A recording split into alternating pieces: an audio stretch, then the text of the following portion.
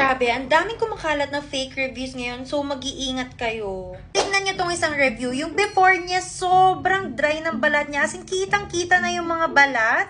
For sure, sobrang sakit niyan. Tapos, yung after, tingnan niyo, sobrang laki ng improvement. O, ito pa isa, may skin allergies naman. At after 4 days daw, okay na yung balat niya. Ito yung cream na yon, napaka-sensitive ng balat ko at lagi ako nagkakaroon ng kate-kate madalas dito sa may braso. Kaya sinubukan ko tong cream kasi ang gaganda nga ng reviews niya online. So ito na nga yung nangyari, ang kate-kate ng braso ko, so nilagyan ko agad ng Manuka cream. Isang beses nung tanghali pagkatapos ko mag-grocery, tapos isang beses pa ulit nung gabi. At kinabukasan nga, grabe, nawala yung pamumula, nawala yung pangangate.